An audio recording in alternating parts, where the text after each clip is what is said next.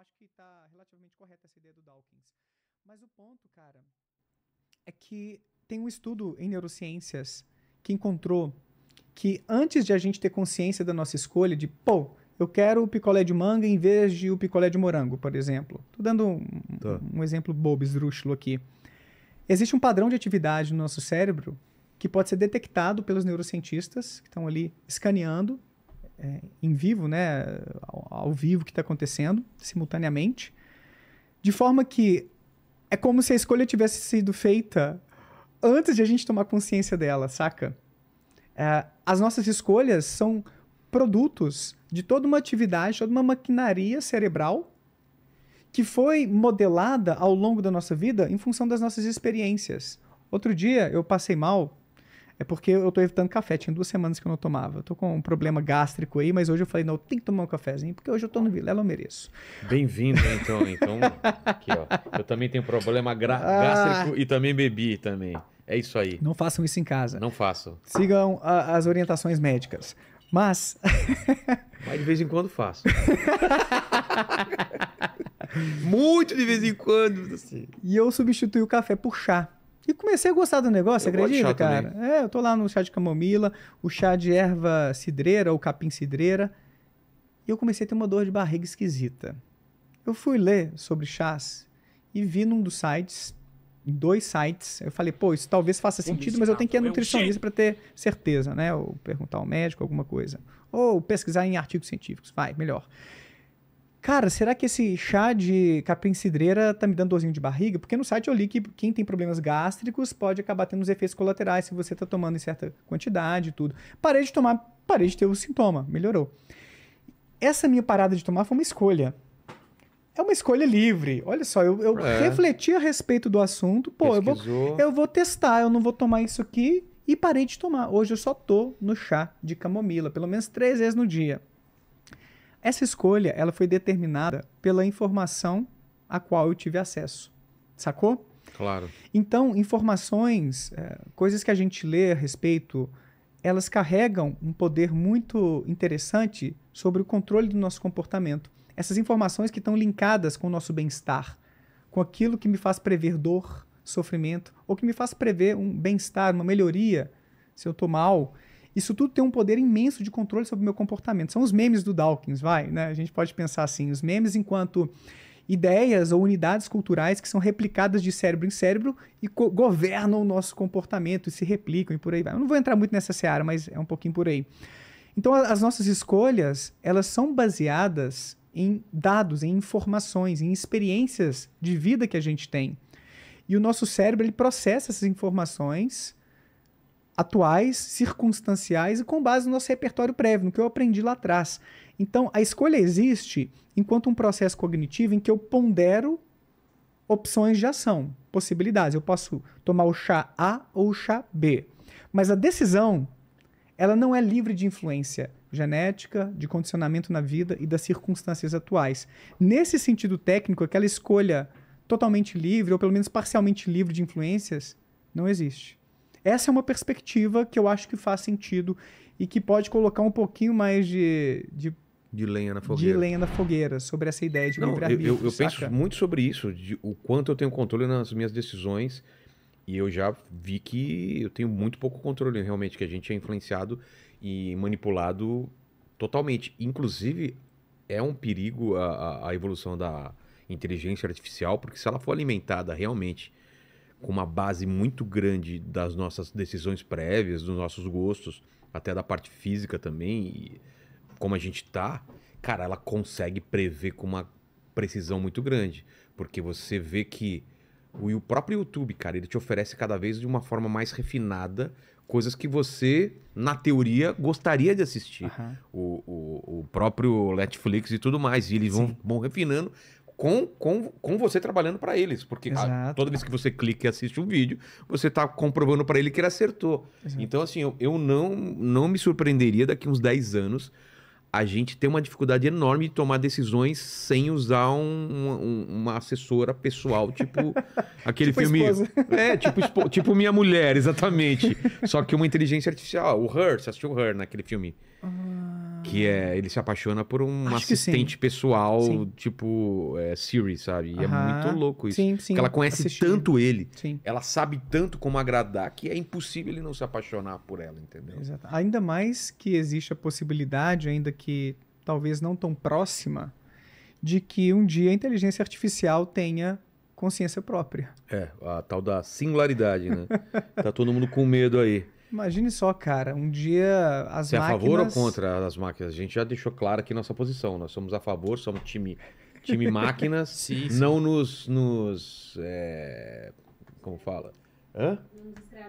Não nos escravize no futuro. Inclusive, a gente pegou o costume agora de agradecer sempre que o micro-ondas esquenta a nossa comida. Tem que falar obrigado, micro-ondas e tal. Por isso os Pac-Mans ali também, talvez. Isso. Eu tendo a ser favorável, sim. É? Eu tendo a ser favorável, mas a gente tem que desenvolver essa tecnologia com discussões sobre ética. Total. Ética e moral, que é o que o pessoal tá pedindo aí, né? Exato, mas eu tendo a ser favorável. E se isso acontecer um dia, cara, Você depois acha eu que chego... muda? Você acha que muda a religião em Acho. algum ponto? Eu também acho. Eu acho. É porque é aquela Uma grande ideia... consciência, um grande Exato, supercomputador. Imagina. porque as religiões bebem muito dessa ideia que eu falei lá atrás, de que a gente tem um espírito, de que existe uma alma que anima o nosso corpo, que é a nossa essência.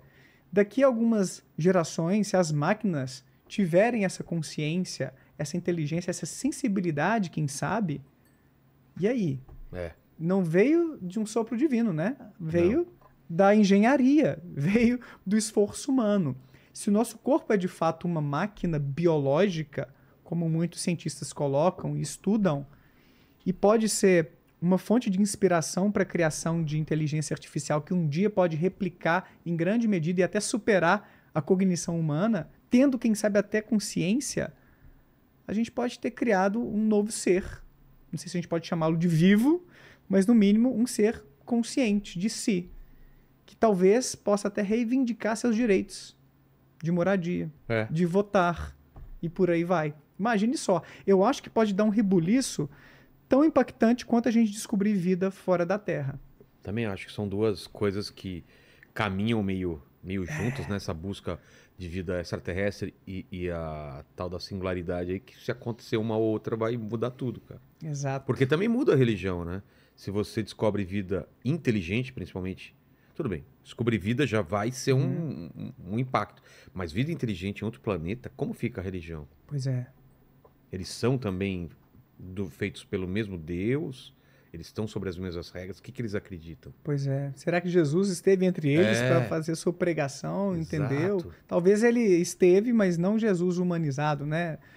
Conforme o estereótipo, as características deles, reptiliano, né? Um Jesus reptiliano. Já pensou? Pedir pro acho, Mid cara, Journey que- fazer, né, Paquito? Jesus reptiliano, como seria? Mas aí, como o Sagan problematiza aí também, a ciência vem descobrindo tantas coisas que acaba que aquele conhecimento de mundo dessas religiões de livro, que eles chamam, vai ficando cada vez mais minguado e vai ficando cada vez mais óbvio que eram homens e mulheres projetando ali o seu próprio conhecimento, as suas expectativas. E não um Deus se revelando a eles, falando sobre os dinossauros. Cadê os dinossauros na Bíblia? E não um Deus se revelando a eles, falando sobre inteligência artificial no futuro. Cadê a inteligência artificial? Cadê os extraterrestres? Olha, vocês são um povo de um planeta que é redondinho, que faz parte de um sistema solar, que tem outros 7 planetas, enfim, Plutão está incluso ou não, que está numa galáxia que está se propagando, se distanciando, ou enfim, se movimentando a não sei quantos milhões de quilômetros por hora, e que existem outras... Cadê essas informações, sabe? Então, aí voltando, né, o que ele fala, parece um Deus muito pequenininho de um povinho ali muito diminuto, que é exatamente o que é esperado de pessoas que estão tentando encontrar respostas para suas grandes questões existenciais, inspirados na sua visão de mundo. Tem um povo, eu esqueci qual é o país em que isso aconteceu, durante a Segunda Guerra, que recebeu suprimentos, que viu os aviões descendo e pousando ali na sua terra, e não entendiam, nunca tinham visto um avião. Que coisa é essa? Antenas para se comunicar com os pilotos e tal, uma base. E aí teve lá um monte de suprimentos e coisas acontecendo, e depois que a guerra acabou, aquilo tudo foi embora. Esse povo desenvolveu um culto, uma espécie de religião, que é chamada de culto a cargas. Eles acreditam que os aviões são uma espécie de divindade ou algo do gênero, ou que faz parte de uma divindade, não me lembro os detalhes, e construíram réplicas desses aviões e de antenas e de bases na expectativa de atrair esses aviões para que eles voltem e eles se comuniquem com... Exatamente. Então, com base na experiência que eles tiveram, de ver aquilo que não tinha uma explicação óbvia, eles criaram todo um culto. Então montam aquelas bases e antenas na expectativa de voltarem esses deuses aeronáuticos, digamos assim, né? Olha só como nascem várias religiões. E se você quiser, a gente até problematiza um pouquinho do nascimento do próprio cristianismo. Eu recebo no canal, às vezes, Vilela, colegas historiadores. Tá. Igual você traz aqui também, né? O Rodrigo, que é arqueólogo, né? O Rodrigo Saião, Silva, que é um tudo. biblista famoso também. Eu acho que vale a pena, inclusive, ó, quem sabe, fica a dica aí, ó, trazer André Chevitarese, por exemplo, Jonathan Matias, que são historiadores... Boa. Já me indicaram do Novo Testamento, da história do cristianismo primitivo, assim, que trazem grandes insights sobre isso. Porque a gente tem a sensação de que Jesus fez aquilo tudo que está descrito ali na Bíblia e tinha os apóstolos ali tomando nota de rodapé, né? Tomando nota no pé de Jesus, tudo que ele fazia, deixa eu escrever aqui, vamos deixar isso tudo registrado. Sendo que não é essa a história verdadeira conforme as melhores hipóteses dos historiadores. Nenhum dos evangelhos foi escrito por apóstolos de Jesus, por pessoas que conviveram, que conheceram Jesus. São relatos que chegaram até essas pessoas. Paulo, por exemplo, que escreveu as suas cartas aos Coríntios e por aí vai, ele conheceu Tiago, que foi irmão de Jesus. E Tiago relatou algumas coisas para Paulo. Os evangelhos, primeiro, Marcos, apareceu cerca de 20 anos ou 30 depois da morte de Jesus. Escrito por uma pessoa que não foi o Marcos apóstolo. O último evangelho que a gente tem ali na Bíblia, que é o de João, foi escrito cerca de 90 ou 100 anos depois da morte de Jesus. E é o único evangelho que retrata Jesus como sendo o mesmo que o Pai, como sendo uma outra face da Santíssima Trindade, né? Como se identificando com o próprio Deus. Nos outros evangelhos, que são os mais recentes e, portanto, que têm, não só por isso, mas que têm mais credibilidade histórica, os primeiros, né, Mateus, Lucas e Marcos, eles retratam o Jesus enquanto um enviado, um filho de Deus. Não ele acreditando que é o próprio Deus encarnado. Quando você chega em João, você vai encontrar alguns elementos mais nessa direção, de que ele acreditava ter alguma natureza sobrenatural, quem viu a mim, viu ao Pai, mais ou menos uma afirmação assim. Sendo que é um evangelho que tem pouca credibilidade histórica. Eu não me lembro agora se a estimativa é de que apenas 10% do que está descrito no evangelho de João teria alguma fundamentação, alguma credibilidade histórica. O resto, 90%, seria teologia pura. O cara tentando reafirmar uma visão que o seu grupo tinha de quem foi Jesus. Entendi. Para ser mais específico sobre isso, a ideia é que o cristianismo primitivo era muito cindido, muito dividido sobre quem foi Jesus. Será que ele foi um pregador do fim dos tempos? Que veio falar que daqui a pouquinho as coisas iam acontecer, o juízo final está próximo, e ele não era nada divino? Ou será que ele era totalmente divino e nem dor de verdade ele sentia? Ele era totalmente espiritual e fingiu sofrer para nos comover, para ter um sentido teológico daquilo e por aí vai. Será que ele se divinizou no batismo do Espírito Santo? Em seu batismo, né, o Espírito Santo veio e tudo, e ali se tornou divino? Ou foi na sua crucificação? Ou será que ele era o próprio Deus que veio enquanto homem e sofreu por nós para nos redimir desses pecados da humanidade e por aí vai? Essa disputa teológica, ela persistiu fortemente até mais ou menos o século IV, quando houve o Concílio de Nicéia, que oficializou uma dessas versões, de que Jesus seria o próprio Deus entre nós, que veio encarnado. Isso não era consensual entre os cristãos primitivos. Muitos, então, tinham uma visão totalmente divergente, diferente uns dos outros, sobre quem foi Jesus entre nós. Então, o Bart Ehrman, no seu livro Como Jesus se Tornou Deus, ele discute tudo isso. Então, o ponto é que A gente às vezes se esquece, porque a gente se acostuma com o cristianismo, mas que o cristianismo teve origens tão controversas e turbulentas quanto qualquer outra religião. De forma que a gente não tem pessoas, pelo menos conforme essa tese desses historiadores, você não tem pessoas que conviveram com Jesus escrevendo aquelas cartas, aqueles textos que vieram a compor o Novo Testamento. Você tem aquele efeito do telefone sem fio, provavelmente. Quanto mais tempo entre os acontecimentos e o registro desses acontecimentos, mais margem para manipulação, mais margem para confusão. Telefone sem fio, é esse o efeito, né? Então, se você dá um espaço de uns 15, 20 anos, até Paulo escrever alguma coisa, mais uns 30 até Marcos, e você chega lá em João, com 90, 100 anos depois dos acontecimentos, e é o único evangelho que traz Jesus enquanto Deus, esses historiadores afirmam isso, e eu acho que isso é bem impactante. Nem o próprio Jesus, pelo menos conforme as melhores evidências, acreditava ser Deus entre nós. É mesmo? Nem o próprio Jesus, conforme esses historiadores defendem. Isso foi uma construção posterior.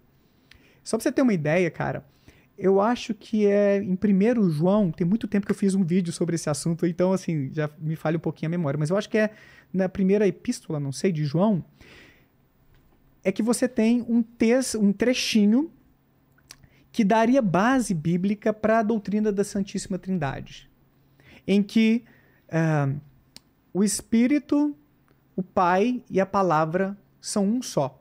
A palavra simbolizaria Jesus, né? Seria o verbo, aquele que veio talvez pregar entre nós, não me lembro exatamente do sentido teológico, tá? Me desculpa, não sou teólogo.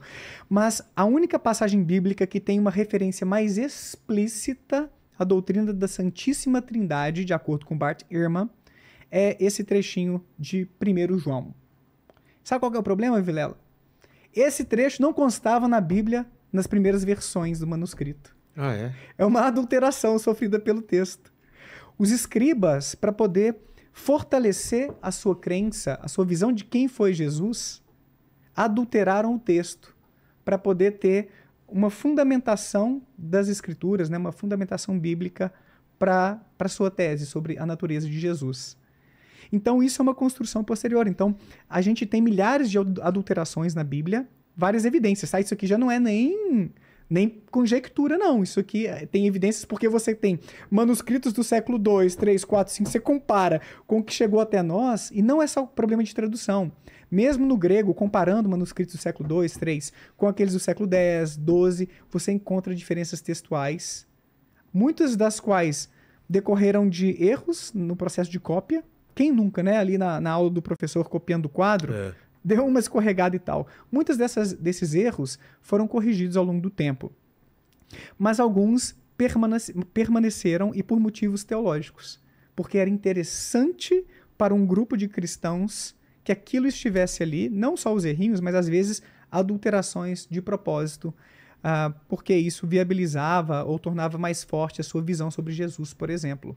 Então tem o livro que compila essas evidências e discute, que para mim foi transformador também na época, lá uns 15 anos atrás, é o livro do Bart Ehrman, chamado O que Jesus disse, o que Jesus não disse, quem mudou a Bíblia e por quê. O Ehrman, ele fala que ele se desconverteu em parte por isso. Ele era um evangélico bem fervoroso, e aí no seu seminário ele foi entrando em contato, porque quem se torna pastor, quem estuda teologia e tal, sabe disso tudo. Eles só não vão levar lá pro culto, né? Não vão falar, gente, ó, não houve testemunho ocular aqui que escreveu aqui o que chegou até nós, tá? Trechos foram adulterados da Bíblia. Lá atrás existia muita controvérsia, ninguém vai falar isso, sobre a natureza de Jesus. Mas ele ficou muito mexido com isso, foi se aprofundando nesse tema, e para ele não tinha mais razão de ele acreditar que aquilo que chegou até ele, até nós, é inspirado por Deus. Tem muita digital humana ali. É demasiado humano. Fora os motivos que eu te dei antes, né? De psicologia da religião e tudo. Agora, quer dizer que Deus não exista? Ou quer dizer que, então, o cristianismo todo é uma farsa ou tá errado? Não sejamos tão radicais. Vai que... Aquele 1% que eu brinquei com você, né, Vilela? Vai que... Mas porque o ateu, ele acredita na não existência? Senão ele seria agnóstico? Dá essa diferenciação pra gente aqui, que às vezes é complicado, né? Aí a gente entra na filosofia, que eu adoro também, assim, da parte mais conceitual da coisa. Mas você ia terminar alguma coisa sobre o que você tá Não, falando? não, é um pouco isso. É um pouco a ideia de que, só para finalizar esse ponto, a gente se acostuma com o cristianismo e as coisas que a gente vive na igreja parecem fortalecer a ideia de que o cristianismo está certo. É a verdadeira religião. Mas a gente pode depois, se você quiser, falar sobre experiências espirituais, sobrenaturais, que eu tenho as minhas também e as explicações científicas delas. Mas daqui a pouco. Tá bom. A questão, então. Ateísmo, cara, tem divergências entre autores, entre filósofos, sobre a definição. O ateu, numa perspectiva mais psicológica, que é a que eu adoto nas minhas pesquisas, é aquele que descrê na existência de qualquer tipo de divindade. O que é descrer? É tomar uma ideia como falsa. Tá. Ah, Daniel, mas é a mesma coisa de crer ao contrário. É basicamente isso, né? Porque o contrário de você avaliar uma ideia como verdadeira é avaliá-la como falsa. Na filosofia mais tradicional, alguns autores defendem que é um tipo de crença, sim. Então, quando você fala, não tem um elefante cor-de-rosa ali na sua garagem, é uma afirmação que indica a minha crença na inexistência desse elefante ali. Então, o ateísmo pode ser visto como um tipo de crença. É a crença na inexistência. Não tem problema. Mas de uma perspectiva mais da psicologia, eu prefiro diferenciar crença de descrença porque são processos neuropsicológicos diferentes. Tá. Quando você descrê, você concebe uma ideia e a avalia como falsa, como incorreta. Existem circuitos que estão sendo ativados diferentes de quando você concebe uma ideia e a caracteriza como verdadeira. Então, só esse aspecto neuropsicológico, até um pouco fenomenológico, justifica, para mim, separar crença de descrença. Então, para mim, nas minhas pesquisas, faz mais sentido dizer que o ateísmo é a descrença na existência de Deus. E o agnóstico? Na minha perspectiva, o agnosticismo é a atitude de suspender seu juízo a respeito da existência de Deus, ou de divindades de forma geral. O agnóstico é aquele que responde não sei. A questão Deus existe ou não existe. Essa dúvida ela é marcante, mas o agnóstico pode até às vezes pender um pouquinho para o teísmo, um pouquinho mais para o teísmo. Porque não é uma coisa tão categórica, sabe, Vilela? Quando a gente pensa na crença e na descrença. Eu tenho certeza de que o meu computador está na minha casa agora, o meu laptop está lá bonitinho. 99,8% de convicção. Por quê? Vai que invadiram o nosso apartamento, como no sonho que eu tive hoje, vai que é premonitório, e levaram o meu laptop. Tem uma chance disso acontecer. Tá chovendo ou não tá? Você acredita que tá chovendo agora? Não acredito. Não acredita. Você tem... Quão confiante você tá que não tá chovendo numa escala aí de 0 a 100? Que não está 50. chovendo. 50. Você estaria numa posição bem agnóstica ali, ó. Bem, não sei e tô bem dividido. É uma dúvida marcante. Tô bem certo. Para mim, essa é a postura do agnóstico. É o sujeito que tem uma dúvida marcante, significativa, a ponto de ele não se posicionar de forma minimamente consistente com o ateísmo, tão pouco com o teísmo. Ele transita, às vezes, um pouquinho para lá, um pouquinho para cá, pode acontecer, mas ele está mais nesse caminho intermediário. Muitos agnósticos dizem, sequer é possível termos ideia se Deus existe ou não. Eu discordo disso, eu acredito que é possível a gente investigar a existência de Deus e ter pistas se ele existe ou não. Muitos ateus acreditam nisso. Pô, dá pra gente investigar, dá pra gente coletar evidências de que sim ou de que não, e muitos crentes também. Quando você ouve um testemunho de um crente, ele está dizendo para você que aquilo prova ou que aquilo indica a existência do Espírito Santo, de Deus, de demônios ou de qualquer outra coisa. Então o agnóstico ele está nesse ponto intermediário, na perspectiva que eu adoto, que é uma perspectiva mais psicológica, a experiência da dúvida. O ateu tem essa experiência da descrença, mesmo que ele abra margem às vezes para ter um pouquinho de dúvida. O Pirula está comigo nessa. Embora ele prefira se classificar como um ateu agnóstico, né? Mas é porque ele tem uma definição diferente da minha de agnóstico. Mas ele também tem mais ou menos 99% de confiança na inexistência de Deus. Mas tem outros ateus que vão ter tipo 90%. Não tem problema você ter um espaço para dúvida. Se você, na sua vida, tem uma atitude consistente com a negação de que deuses existem, do tipo, cara, para mim tudo leva a crer que não tem nada disso, não. Uma coisa ou outra, assim, eu não sei explicar, já aconteceram coisas estranhas na minha vida que sei lá. Mas para mim é pouco, assim, para eu ter uma dúvida marcante ou uma crença. Para mim, pode ter uma explicação científica um dia pro que eu vivi e a chance maior é de Deus não existir mesmo. Para mim, esse cara é um ateu. Se ele tem uma postura mais alinhada com essa negação, é suficiente para dizer que ele é ateu.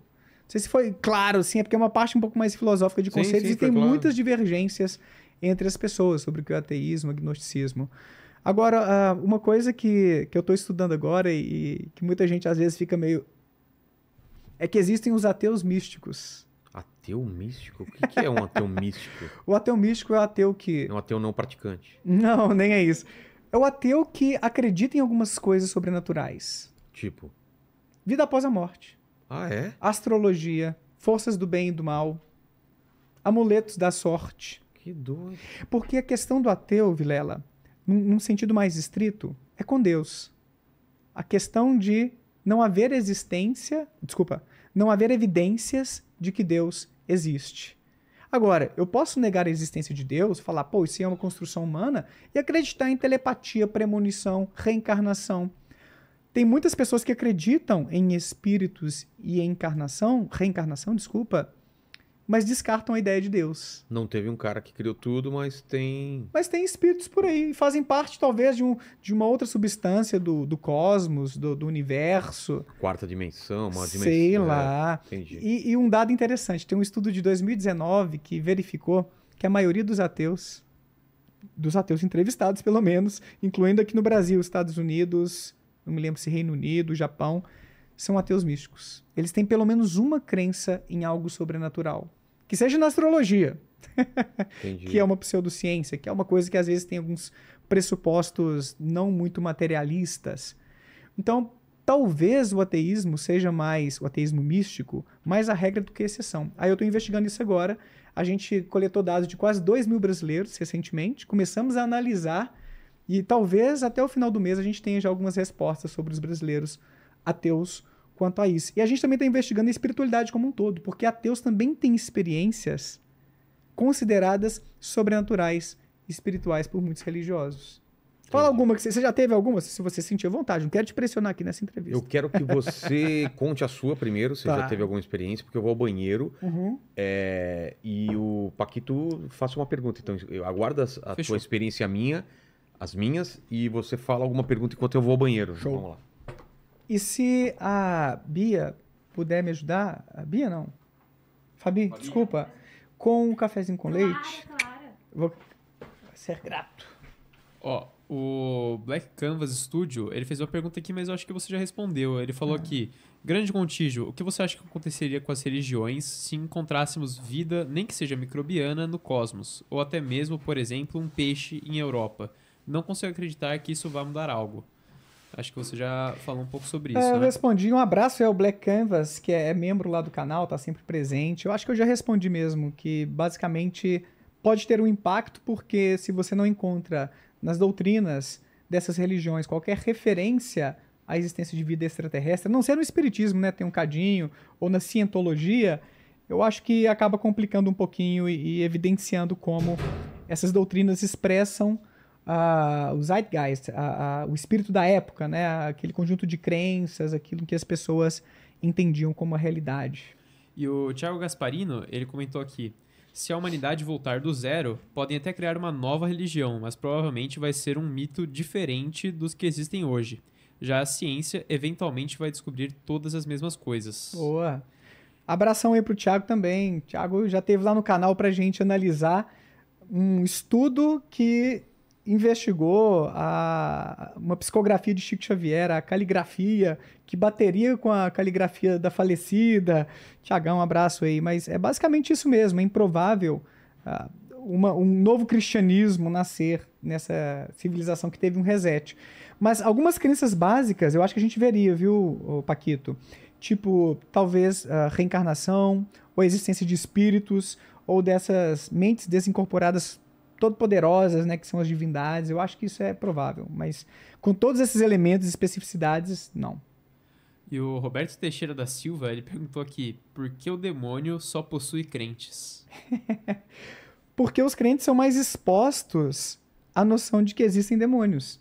Como eu falei lá atrás, várias experiências anômalas que a gente tem, incluindo ateus, são alimentadas pelo nosso sistema de crenças.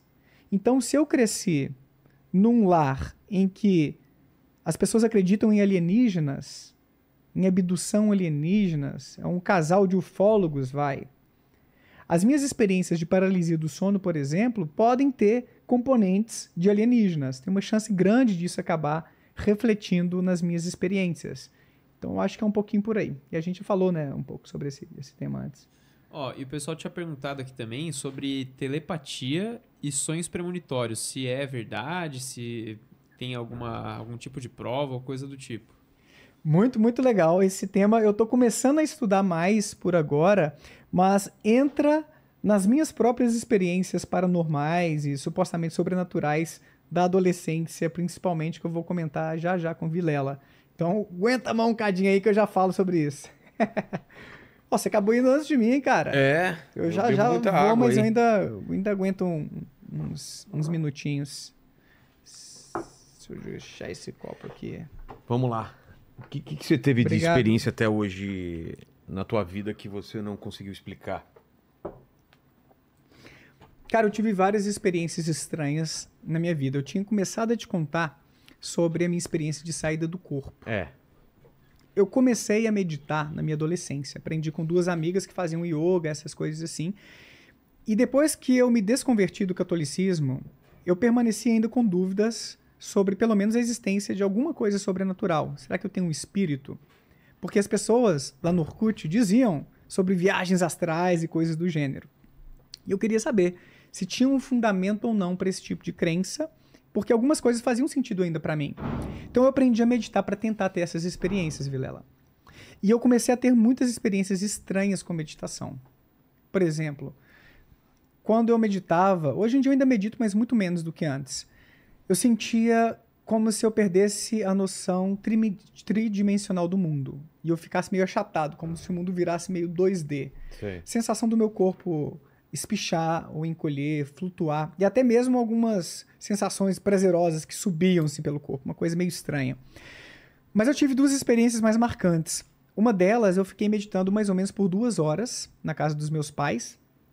E eu sei que durou tanto tempo por conta da badalada do relógio do vizinho, que batia assim e me dava uma noção do horário de madrugada, que eu tive aquilo que a gente descreveu mais cedo como paralisia do sono. De repente, eu comecei a ouvir um ruído muito forte no meu ouvido, a me sentir tragado, como se fosse meio para baixo, assim, não conseguia me mover mais. E eu achei aquilo tão terrível que eu entendi que eu estava morrendo, que eu estava prestes a morrer, que tinha um perigo, né, iminente de morte. E eu tentava chamar meus pais e eu não conseguia me movimentar, não conseguia falar nada. Foi terrível aquilo ali. Deve ter durado uns 2 minutos, 3 minutos, não sei. Depois disso, eu me vi num lugar que era um breu, não tinha nada, nenhuma luz. Era eu e o preto, assim, como se eu estivesse num espaço sideral sem estrelas ou planetas. E nesse momento, eu ali voando como Goku, eu senti uma euforia. Não sei se a palavra melhor é euforia, mas um prazer, uma felicidade tão gigante, cara, que eu ficava falando pra mim mesmo, eu não quero sair daqui. Eu não quero voltar. Eu ficava repetindo isso de tão prazerosa que estava a experiência. Então, eu fui do inferno ao céu. E eu não brinquei à toa sobre Goku. Na época eu assistia ali no ensino médio e tal. Eu comecei a fazer assim com o meu braço e rajadas de energia começavam a sair. Nossa! Aí eu comecei a brincar de Saiyajin, mano. Porque eu era apaixonado com Dragon Ball, essas coisas assim. E foi uma experiência muito marcante na minha vida. Aí quem acredita em viagem astral, essas coisas, talvez tenha uma explicação que eu saí do meu corpo e tem isso, tem um cordão de prata e tal. E eu fiquei meio encasquetado. Será que realmente eu saí do meu corpo? O que foi esse negócio? Mas eu não vi nada, era um preto, assim, um breu e tal. Continuei meditando. Depois de um tempo, aí eu me mudei, acabou o ensino médio, fui para Belo Horizonte, fui meditando e tal. Voltei de férias e fui meditar no final de tarde, início de noite, na casa dos meus pais. Nesse dia eu fui dormir, deitar, né, para meditar na cama do meu irmão. E não na minha, porque minha cama estava cheia de roupa. A empregada deixou a roupa passada lá, e eu falei, pô, vou dar uma meditada aqui na cama do meu irmão. Aí eu deitei, e eu meditava deitado, justamente, depois eu fui entender isso, que essas experiências vinham mais como se eu estivesse induzindo um estado de sono, com sonhos. E o ponto é que, de repente, eu me vi deitado na minha cama. Como se eu tivesse saído do meu corpo e me visse ali deitadinho. Que experiência, que coisa. Eu me assustei. Deve ter durado uns 5 segundos. E eu fui tragado de volta. Caramba. Aí, porra, né? Agora sim, Daniel, você teve uma experiência de meditar, você saiu do seu corpo, você se viu ali na cama, você se convenceu, então, de que existe um espírito e que viagem astral é possível. Com exceção de um detalhe. Aí que foi o ponto, cara. Eu me vi deitado na minha cama, que era a cama da esquerda. Só que, na verdade, eu estava deitado na cama do meu irmão. Ué? Na realidade. Porque naquele dia, como eu mencionei no início, a roupa estava na minha cama, e eu falei, eu vou fazer a meditação na cama do meu irmão. Eu não me vi deitado na cama real do meu irmão, da direita, eu me vi deitado na cama da esquerda. Então houve uma divergência entre o que eu vi durante a experiência extracorpórea e aquilo que era a realidade. E eu estava no início eu estava fazendo talvez o 3º, 4º período de psicologia, não me lembro, e comecei a estudar essas coisas. Aquilo que eu tive, a resposta que eu encontrei, foi uma espécie de sonho induzido pela meditação. Eu adormeci meditando. Sim. E a expectativa que eu tinha de que poderia sair do meu corpo influenciou a minha experiência onírica, né? Daquilo que o meu cérebro construiria enquanto experiência de sonhar naquele momento. De forma, então, que foi uma construção do meu cérebro, baseada na expectativa. Só que por que eu me vi deitado na minha cama? Por que houve essa divergência? Porque o nosso cérebro se baseia naquilo que é mais familiar, naquilo que é mais comum. Então é como se ele não tivesse se atualizado de que eu estava na cama do meu irmão naquela experiência. Ele se baseou na minha experiência mais típica de me deitar na cama da esquerda. Então eu tive um sonho induzido por meditação que foi alimentado com a expectativa de que eu sairia do meu corpo. Eu acredito que é basicamente isso que acontece em várias experiências supostamente sobrenaturais de pessoas que você falou aí de ayahuasca, com esses psicodélicos ou substâncias enteógenas, não sei se é o termo que eles usam hoje em dia, possessão demoníaca. As pessoas, né, acho que alguém brincou aí mais cedo, por que apenas evangélicos são possuídos por demônios? Ou hoje católicos muito menos, né? Talvez se você está numa igreja que fala muito sobre isso, a chance aumenta.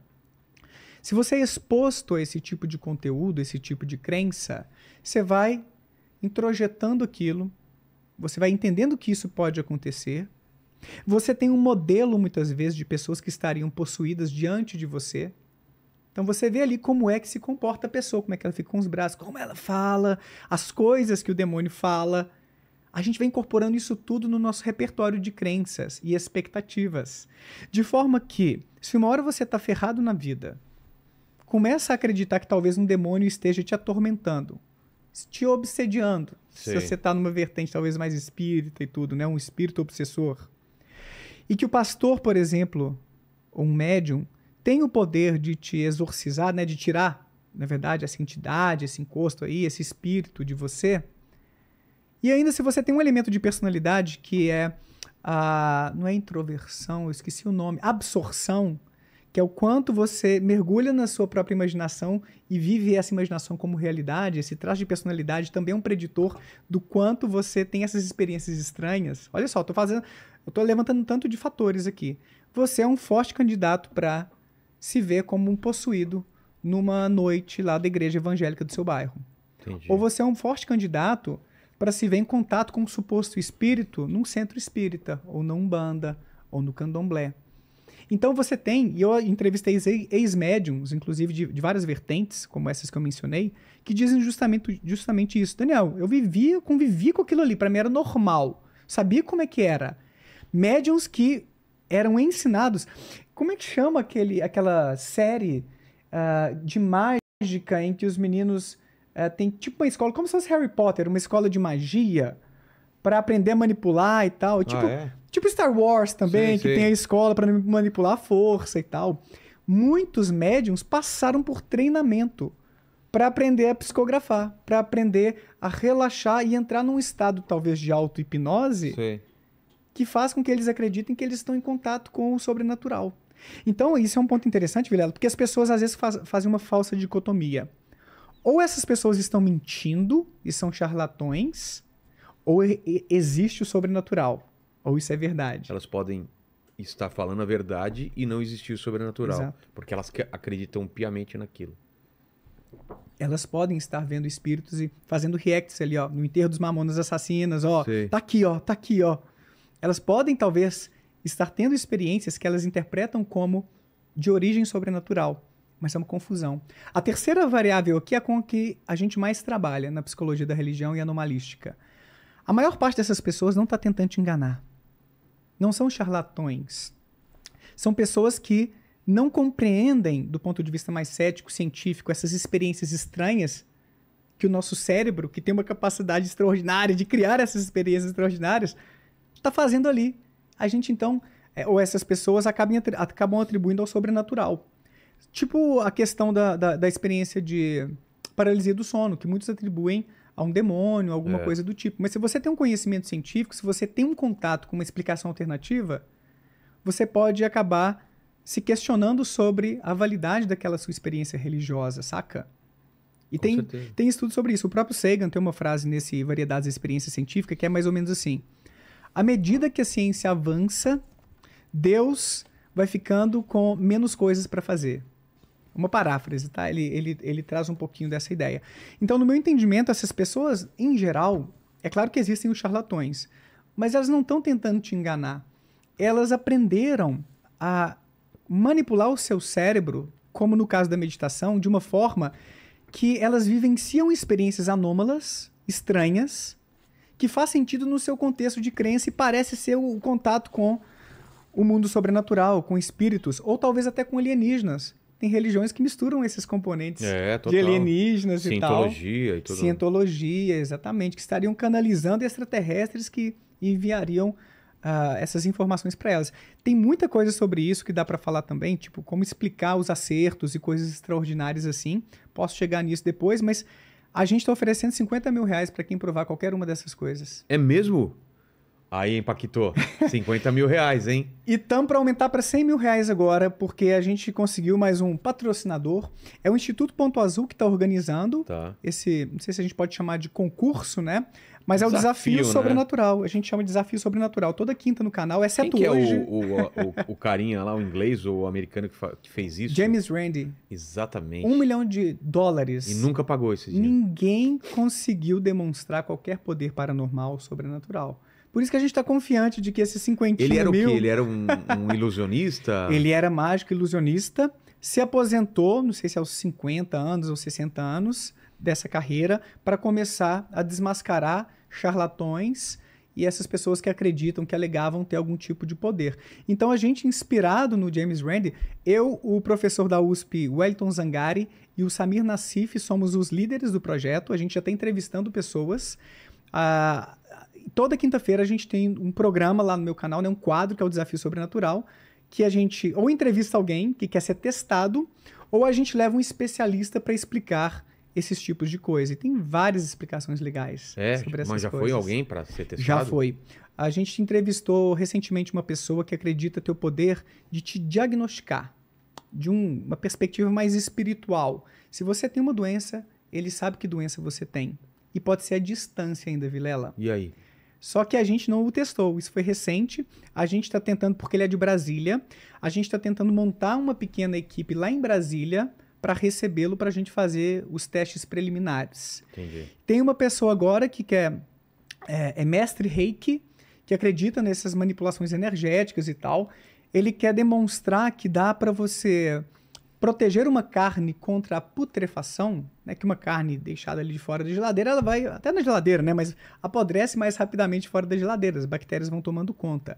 Que a partir dessa energia do Reiki, ele consegue proteger essa carne contra a putrefação, em comparação com fatias de carne que não estão protegidas energeticamente. Caramba. Então a gente está em contato para tentar testar. Tem uma menina também que quer ser testada, alegando que ela consegue fazer viagem astral, sair do corpo. Então a gente vai colocá-la para dormir, vamos levar 10 objetos que serão sorteados.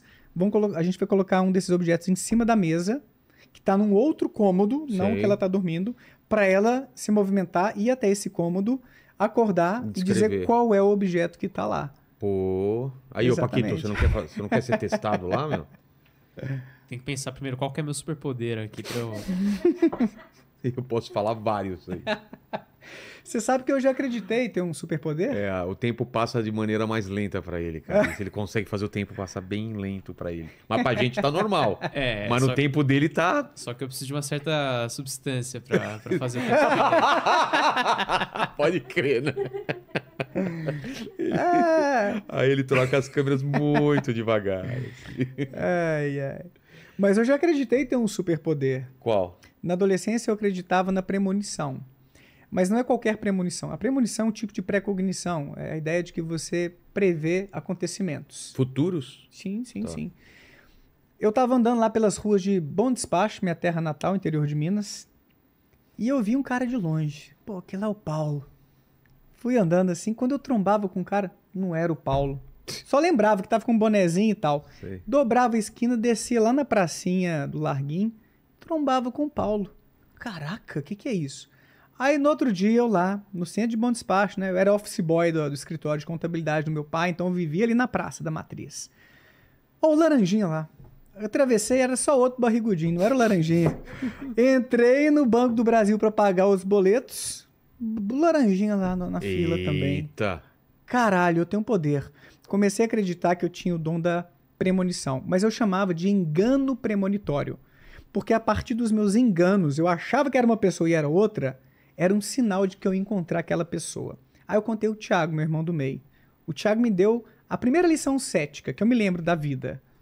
Daniel, repara os casos em que você esquece, em que você erra e acaba ignorando. Você está dando muita ênfase nos acertos e ignorando os seus erros, aposto. Aí eu falei, não, será, mano? Aí eu fui lá ver. Comecei a anotar na minha cadernetinha. E era isso mesmo. É. Eu me confundia algumas vezes durante todos os dias e era, sei lá, 5% das vezes, a cada 20 vezes eu acertava alguém, acontecia uma vez. Mas aconteceu umas 5 vezes, um mazinho ali na praça. Caralho, então como é que você explica, mesmo que só 5% de acerto, sua taxa tá baixa, Daniel, mas talvez tenha um poderzinho que você tem que treinar. Vem pro nosso centro para treinar esse poder seu, mediúnico, sei lá. É. O que é a explicação? Aí eu já estava começando a fazer a faculdade de psicologia. Aí você aprende sobre condicionamento. As pessoas que eu acertava, elas frequentemente frequentavam o banco, como o Laranjinha, que também era office boy. Frequentavam a lan house, como o Paulo. Ou frequentavam a Praça da Matriz. O Mazinho vivia sentado naquela praça conversando com os outros. Então, eu aprendi, eu era condicionado a ter a expectativa de que essas pessoas estarão nesses lugares, e essa expectativa, mesmo que eu não desse muita bola para elas, fazia eu perceber de longe como se fosse essa pessoa. Sabe aquela coisa assim, ó? Eu tô esperando um amigo meu chegar aqui nesse evento. Aí de longe eu tô olhando assim, um tanto de cabecinha. Opa, Olha lá, parece ele. parece. Você tem a expectativa e essa expectativa modela o que você vê. Ô Vilela, a expectativa tem um poder tão forte sobre essas experiências que ela explica muitas, ou pelo menos boa parte de muitas experiências alegadamente sobrenaturais. Um experimento. Ó, onde a ciência entra? Porque a ciência não pode falar de religião. Para com isso. Pode sim, caralho. Tem muita coisa legal que a ciência já testou sobre religião. Inclusive o poder da oração. Se quiser eu falo depois. Um estudo muito legal dividiu 2 grupos de participantes para visitar um teatro abandonado. Para um grupo de participantes, só falou assim, ó, nós vamos visitar esse teatro abandonado e no final vocês relatem o que vocês observaram, se tiveram alguma sensação estranha e coloca aqui nesse nosso questionário aquilo que você experimentou. Para o segundo grupo de participantes foi dito, esse teatro abandonado é mal assombrado. Coisas estranhas acontecem dentro dele. Relatem pra gente se vocês perceberem qualquer coisa. Adivinha qual grupo teve mais relatos de experiências estranhas, de vultos, de ouvir um ruído esquisito? O segundo, claro. O segundo grupo. A expectativa, você preparar o seu cérebro para ver algo esquisito, anômalo, explica em alguma medida coisas que as pessoas estão vendo aí. No vídeo eu tô vendo um espírito aqui. Olha tal coisa. Tem a pareidolia, cara. Pareidolia eu tenho isso daí. Tem tanto canal aqui no YouTube, bicho, desses caçadores de fantasmas e essas coisas assim, que é pura pareidolia, cara. Fora umas coisas forjadas também. Pareidolia é você ficar procurando o rosto em tudo. Exato. Você olha aqui para esses padrões abstratos da mesa, ó. Você vai encontrar alguma coisinha que se lembra. Quando eu tô tomando banho no azulejo, eu sempre vejo. Exatamente. Você viu, inclusive eu já vi minha bisavó depois que ela morreu. Posso te contar essa também. Eu tive várias experiências estranhas, cara. Você tem mais experiência do que a maior parte das pessoas. É isso que eu tô te dizendo, cara. Porque muita gente fala, Daniel, você é cético assim, ateu roxo, porque você não teve experiência com Deus. Uma experiência com o sobrenatural eu tive pra caralho. Depois que a minha bisavó morreu, eu vi o rosto dela na parede. Caramba! No azulejo, enquanto eu tomava banho, eu criança. Olha. Pode ter sido uma pareidolia com um mix de pós-imagem. Sabe quando você olha muito para a luz assim por muito tempo? Sim. E desvia o olhar e meio Sim. que acompanha? Pode ter havido um pouquinho disso, que é a janela do banheiro dos meus pais, onde eu tomei banho no dia que meu irmão estava no outro, tem lá, né, pro céu, e eu tava olhando, pensando, morte, né, será que ela foi pro céu? E refletindo sobre aquilo, e um pouco, não sei se em choque é a melhor expressão, para ser honesto, assim, mas eu lembro que eu tava meio pensando sobre esses negócios da morte, minha primeira experiência, né, sobre isso, minha bisavó morreu. Eu olho pro azulejo, Caramba. e o negócio vai e susto. some, exato. É. E tinha azulejos lá com uns desenhozinhos, então pode ter sido um mix da pareidolia. Recentemente eu tive outra experiência anômala. Eu e a Nath dividimos um quarto com os meus sogros numa pousada que a gente pegou improvisada ali pra ficar um dia a mais em Ubatuba. Oh, Ubatuba, que delícia. Fui fazer xixi de madrugada. Saí do banheiro, meu sogro aqui de pé do lado pra usar o banheiro. Só deitei aqui na cama, aí virei. Cadê? Ele tava do meu lado aqui dormindo. Quem que era aquele cara que eu vi ali do lado? Porra! Que merda é essa, né? Eu pensei, não. Será que isso aqui foi uma alucinação hipnopômpica ou hipnagógica? O que é isso? São percepções que a gente tem, como a Márcia Sensitiva teve uma, inclusive, ela foi no Meirelles, e eu assisti esse episódio dela, ela mencionou algo assim, que ela viu um morto debaixo da cama dela. Caramba. É. A maior parte das experiências estranhas dessa galera ocorre durante a transição do sono e vigília. São as alucinações hipnagógicas e hipnopômpicas. A gente tem muitos estudos sobre isso. É um pouco o princípio da paralisia do sono, que o nosso cérebro começa a criar sonhos, e aí se você não dormiu completamente, você meio que dá uma olhadinha assim, você pode ver alguma coisa que ele estava começando a criar como se fosse um sonho. Eu indo para Bom Despacho, quando eu morava em BH, o ônibus dava um baque assim, ó, eu acordava e um tanto de espírito assim, levantadinho, ó, no meio do corredor. Nossa, mano. Cara, para. Alucinações hipnagógicas. Então, isso explica boa parte das coisas. Eu não sei o que eu estava dizendo, mas eu tive várias dessas experiências na vida. Inclusive um cachorrinho que eu vi uma vez no chão do meu quarto, uma menininha baixando para debaixo da minha cama. Não me acorda de repente, se a Nath de repente me acorda, acontece alguma coisa, a chance de ouvir algo é muito grande. Entendi. Então não venham falar que eu sou cético, ateu, porque eu não tive experiência com essas coisas. O ponto é que, conhecendo como a mente funciona, Vilela, e o cérebro, eu entendi que pode haver muitas explicações mais plausíveis a partir daqui, que é aquela terceira via. Não é ou a pessoa é charlatã, ou existe o sobrenatural. A terceira via pode ser uma confusão. A pessoa pode ter uma experiência diferente, estranha, e a gente tem. E interpretar como se fosse algo sobrenatural. É com essa hipótese que eu mais trabalho. As pessoas que a gente vai investigar no Desafio Sobrenatural, né, como essa de Brasília, que já deve, talvez semana que vem, passar pelos testes, eu acredito que são pessoas que acreditam de verdade naquilo. Essas pessoas que veem espíritos, algumas são charlatães. Tem um canal aí que é o Irreal, de um colega meu, Fernando é espírita, inclusive. Só que é um cara espírita que sabe que existe muito charlatanismo sobre essas buscas aí, filmagens de espíritos e tal, e ele desmascara muito disso. É bacana o canal do cara, mas ele tá sendo processado agora. O foda é isso. Essa galera do paranormal não aceita que a gente faça react e faça... O Nicolas Neuromágico, que veio aqui já, é verdade, foi processado. amigo meu, foi ameaçado de processo há muito tempo por um desses grandes aí que vem espíritos e tal, supostamente, e agora está sendo processado por um desses canais aí do Sobrenatural. A gente fez um react, só foi no canal dele, eu acho que por isso não sobrou para mim. A gente fez um react no canal do Neuromágico, e o cara tava lá no cemitério se filmando assim. Aí, lá atrás da filmagem, aparece o que ele interpreta como espírito. Mas será que é espírito, né? Aí a gente riu um pouquinho, desculpa, talvez a gente tenha pecado um pouquinho no deboche ali, mas é porque, mano, você viu o espírito agachado atrás do túmulo, andando, engatinhando pra trás, velho. Tava cagando, né, cara? Mano, tipo, o espírito com medo da câmera? Eu não entendi, velho. Então a gente, assim, teve um pouquinho de deboche. Foi mal, desculpa aí, Mas fulano. processa por quê? Porque acho que por uso de imagem, sem autorização, mas, porra, se o cara foi a um podcast falar essas coisas e mostrar esses vídeos, o direito de imagem é do podcast, eu acho. Com não certeza. É isso? Não é isso? Com certeza. Agora, se ele falou que... Eu acho que ele alegou outras coisas, talvez intolerância religiosa e pode tal, ser. alguma coisa do gênero. A gente tenta tomar muito cuidado. Tanto que no desafio, A gente está muito mais comprometido com isso, de não levar de forma alguma para o deboche ou coisas do gênero. E de forma geral, eu sou até conhecido como um ateu bem ponderado, bem sereno, bem tranquilo com essas coisas. Mas, velho, até o Sagan já errou, por que eu não posso errar uma vez? Desculpa, velho, por eu rir do espírito. Mas eu não falei, nem o Nicolas falou que você é um charlatão, que você contratou aquelas pessoas. A gente não falou isso, cara.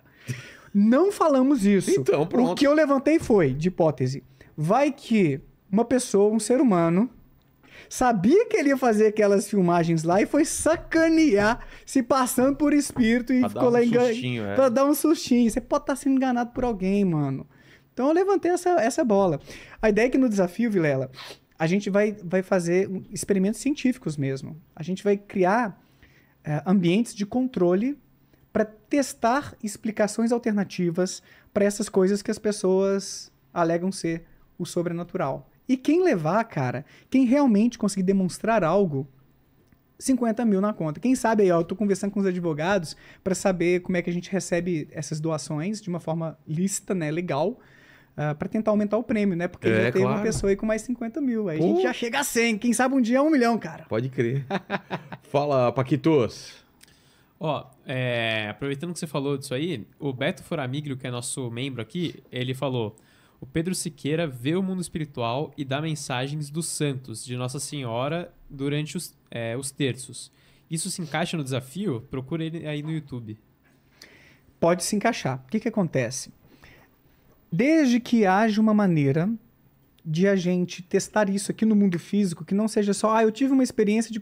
Porque se o Chico Xavier falou que existe o nosso lar, que tem ônibus no nosso lar, que as pessoas passam por um processo de recuperação. Eu vi o filme recentemente, o filme 1, quero ver o 2 agora, Nosso Lar. Como que eu testo isso? Não tem jeito. Que no inferno acontece A, B ou C, não tem jeito de testar. Agora, se a pessoa fala assim, ó, eu me comunico com espíritos, e o espírito pode me dizer o que está acontecendo no quarto ao lado, e volta para mim e conta que objeto que está sobre a mesa, aí sim. Na mesma onda do teste com a pessoa que supostamente faz viagem astral.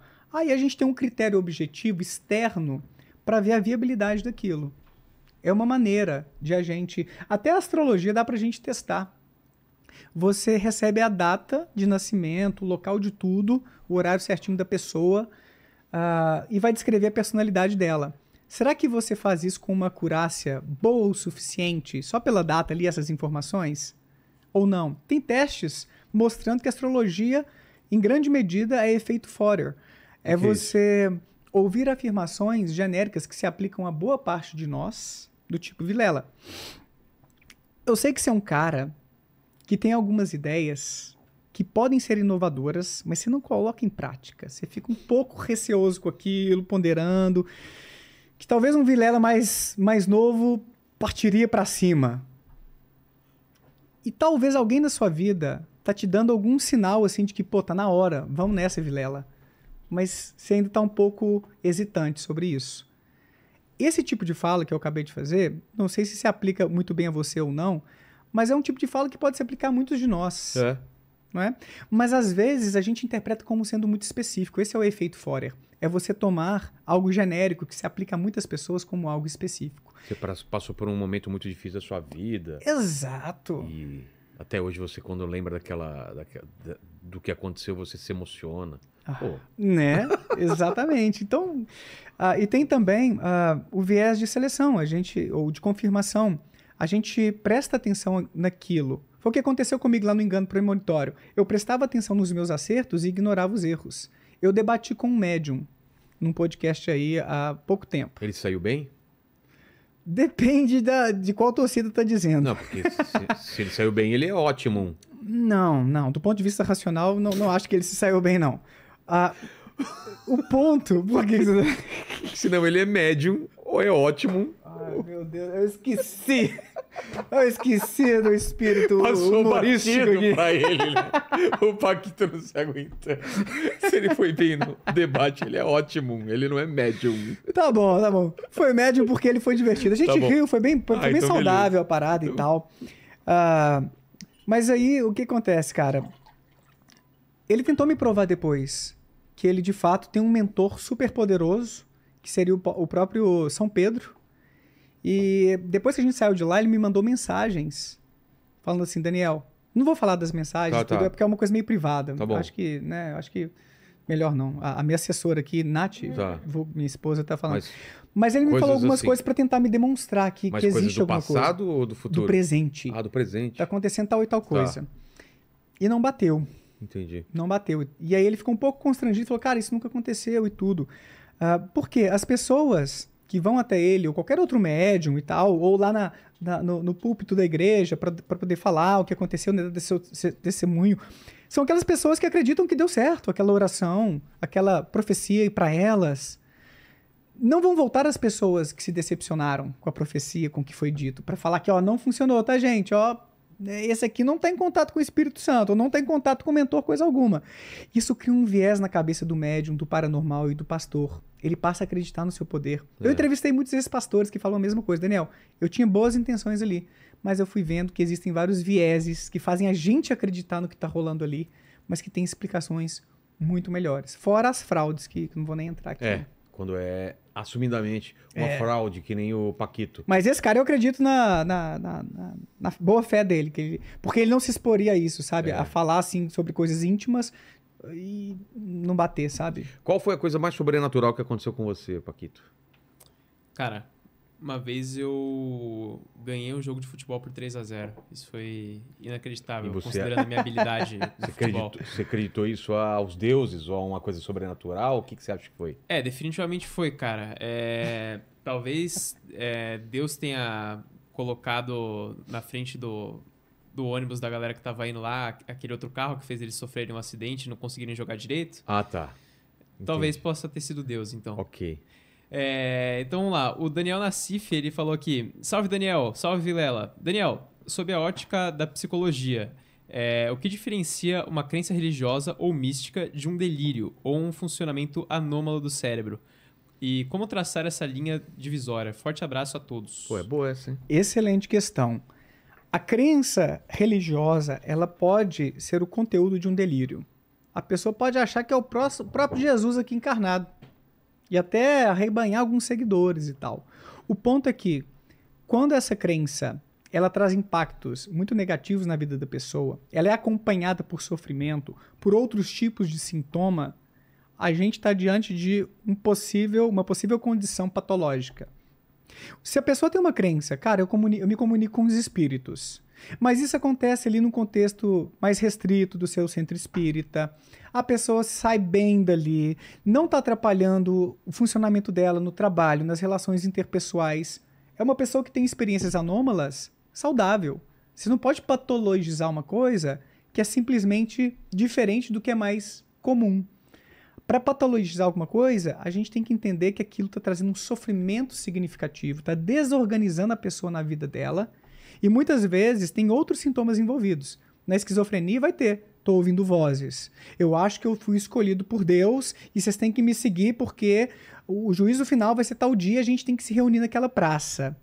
E a pessoa não consegue trabalhar direito, a pessoa não se relaciona com outras direito, e muitas vezes é um discurso asocial, eu acho que é o termo que o Dal Galarrondo usa, em que as outras pessoas não legitimam aquilo, não validam. Se você está num contexto religioso, aquilo é validado.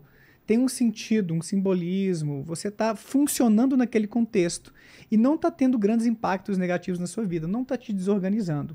Eu acho que é uma maneira de separar mais ou menos o que é saudável do que é patológico. Então, é aquela coisa, eu posso estar meio deprê, com energia mais baixa um dia, sem estar com depressão. Sim. Então, uma pessoa pode ter uma experiência anômala, vamos colocar assim, um funcionamento que não é tão perfeito do cérebro, sem ter uma doença. Funcionamento anômalo este que pode ser provocado ali naquele contexto ritualístico, com o uso de uma substância, mas que não está trazendo desorganização, bagunça para a vida da pessoa. Tá tudo bem. Entendi. Só corrigir aqui, eu acho que eu chamei... Foi o Samir Nassif que fez a pergunta. Acho que eu chamei ele de Daniel Nassif. Ah, porque tá. eu confundi Samir, aqui. o Samir é o terceiro componente do desafio sobrenatural que eu mencionei antes. Abração aí pro Samir. Entendi. Você vê que ele não assume o erro, ele fala, talvez eu tenha. Talvez.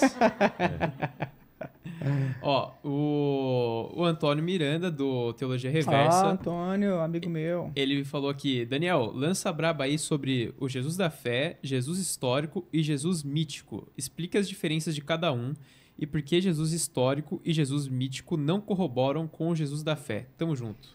O Jesus da fé eu mencionei brevemente. Um abraço aí ao Antônio Miranda, que faz um trabalho interessante na militância ateísta aqui no YouTube também. Eu falei um pouquinho sobre o Jesus da fé lá no início da nossa conversa, que é aquele Jesus que foi construído socialmente por meio dos sacerdotes da Igreja Católica ao longo dos primeiros séculos do cristianismo. Então a noção de que Jesus foi Deus encarnado entre nós foi uma construção teológica. Esse é o Jesus da fé. É o Jesus que faz milagres, que intercede por nós, que ressuscitou, que multiplicou pães. A história, ou o trabalho do historiador, não tem nada que ver com esse tipo de Jesus. O historiador ele não tem nenhum tipo de elemento capaz de corroborar os milagres bíblicos.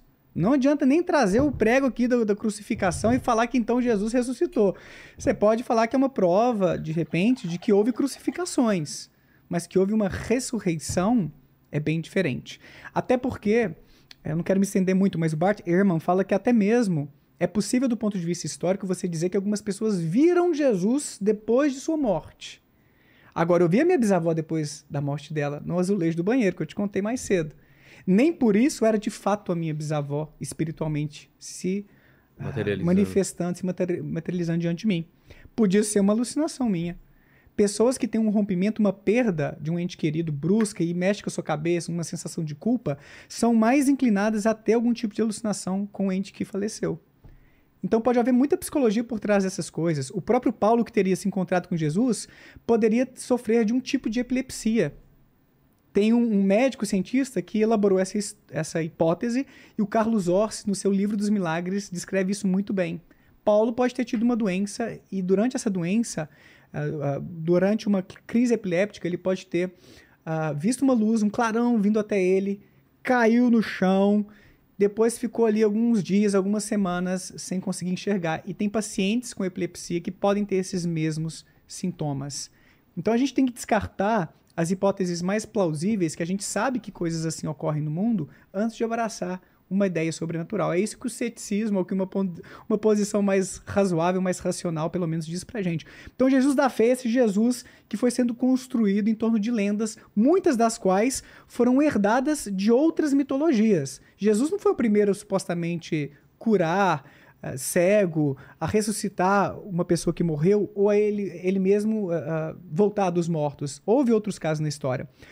O Jesus histórico seria esse personagem que de fato existiu, que os historiadores reúnem elementos a partir de registros, como as próprias escrituras, registros paralelos, para além da Bíblia, que endossam, que corroboram a ideia de que houve um judeu ali no século I na Palestina, dizendo que o fim dos tempos estava próximo. Vocês têm que se preparar aí. Inclusive uma profecia que acabou não se cumprindo ali. Que ele diz em 2 dos evangelhos, né? Muitos dos que estão aqui presentes nesta geração virão tudo isso que eu estou dizendo agora. Não rolou. Vamos esperar mais um cadinho. Desculpa, isso aqui foi uma... Desculpa, espero que ninguém tenha se ofendido com essa... Enfim, esse é o Jesus histórico, O que a gente pode extrair de historicidade daquilo que provavelmente aconteceu sobre Jesus? Existiu mesmo? Os historiadores parece que, em geral, concordam que houve esse cara que estava pregando o fim dos tempos lá atrás. E que não acreditava ser Deus, reforçando aquilo que eles dizem também. Agora, o Jesus mítico seria uma ideia sobre um Jesus que sequer existiu. Nem houve esse homem. Essa é uma vertente que parece ser menos endossada pelos acadêmicos historiadores. Seria a ideia de que, por exemplo, o Império Romano, por parte de alguns que talvez tivessem algum interesse em manipular as massas, teria inventado a história desse homem, disseminado essa história por aí com fins políticos. Por controle de massas, talvez? Não sei. Como uma mitologia qualquer, como a gente tem as mitologias nórdicas e por aí vai. Esse Jesus mítico, né, que seria totalmente mitológico, pelo que eu sei até agora, não é a versão mais endossada pelos historiadores. Essa versão mais histórica, enquanto um judeu que acreditava no fim dos tempos e que estava enganado sobre esse fim dos tempos, nem acreditava ser Deus, mas que por circunstâncias políticas, pela sua morte, por ter arrebanhado alguns seguidores ali, acabou tendo uma relevância que se propagou e se tornou quem ele é hoje. talvez, eu acho que é muito mais provável que ele tenha existido, mas não com todos aqueles poderes que são descritos ali. Esse seria o Jesus histórico. Entendi. Mas podemos estar enganados. Ó, a Lucicleide Silva, ela falou aqui: às vezes fico me perguntando, um ateu que é diagnosticado com câncer, por exemplo, em que ele se apega? Fiquei 2 anos dentro do hospital do câncer com a minha mãe e nunca vi nenhum ateu por lá. Muito interessante. Não há ateu num avião caindo, né? Não tem esse papo? Tem esse papo. Então parece que a fé em Deus é uma questão de desespero, não sei. A gente volta lá no sofrimento, no início da nossa fala, né? Mas tem esse componente. E pode ser que alguns ateus no sofrimento acabem buscando Deus. Aconteceu comigo já. Uhum. No início do meu ateísmo, entre os meus 19, 21, 22 anos, ou seja, mais de 15 anos, eu tive 2 experiências de reconsiderar brevemente. Eu estava, inclusive, com a suspeita de estar com câncer de pulmão. Eu fumava bastante, até ano passado eu ainda fumava, né? Eu era idas e vindas com esse negócio de cigarro, né? Agora eu espero não voltar jamais. E aí apareceu uma manchinha no meu pulmão e o pneumologista falou: Daniel, nós vamos precisar de outro exame um pouco melhor para entender essa manchinha aqui. Você fuma, né, cara? Nossa, eu gelei quando ele falou isso. Bicho, eu fiquei dormindo com esse barulhinho no ouvido dia após noite até chegar esse dia do exame e tal. Daí um dia eu tava muito mal, com a possibilidade de ser câncer, eu com 20 anos mais ou menos, passando em frente à igreja da Boa Viagem, lá em BH. Eu, porra, meu, entrei lá, fiquei refletindo sobre a vida. Eu sempre gostei de igrejas e ainda gosto, adoro. Quando a gente faz muito turismo religioso, assim, eu gosto de visitar, eu me sinto bem. Eu também gosto. Eu acho bonita a arte, sabe? Arte sacra. E eu me peguei durante 5 minutos conversando com Deus, falando assim: cara, você entende as minhas razões? Eu sei que você entende. Você é onisciente, bondoso. Dá mais uma chance, vai. Alguma coisa nessa direção. Mas no mesmo dia à noite, ali na hora de dormir, caraca, mano, eu conversei com Deus mais cedo, nada a ver, né? Então eu tive esse momento e outro que eu tava na fossa por questões do coração, não por problema cardíaco, mas questões amorosas. Sim. Tava mal pra caramba, sozinho em BH, meus amigos tinham viajado, cara, minha namorada na farra lá com os amigos, eu, puta que pariu, tá acontecendo alguma coisa. Eu tava muito mal, muito deprimido, foi uma fase meio difícil da minha vida.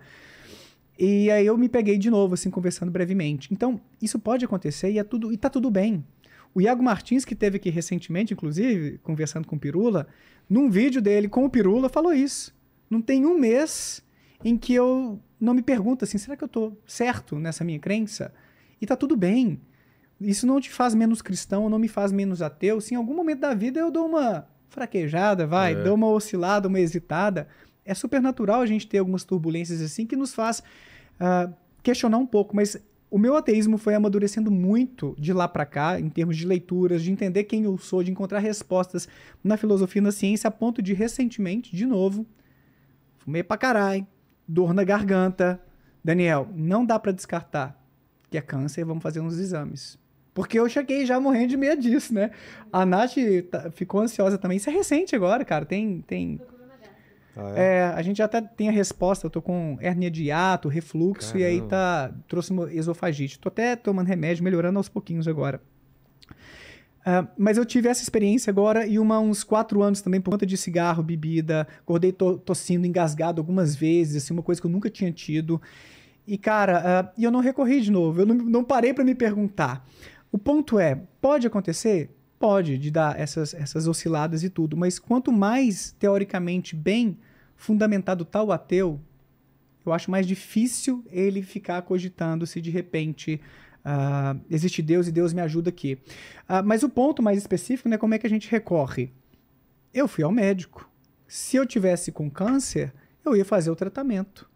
E boa parte das pessoas que se tratam mais no início se curam. E eu não sou mais especial do que qualquer outra pessoa para não aceitar que eu tô com câncer com 36 anos, porra. Eu sou mais uma pessoa, ainda mais com vários fatores de risco. Eu tava bebendo muito na minha vida, quase todos os dias.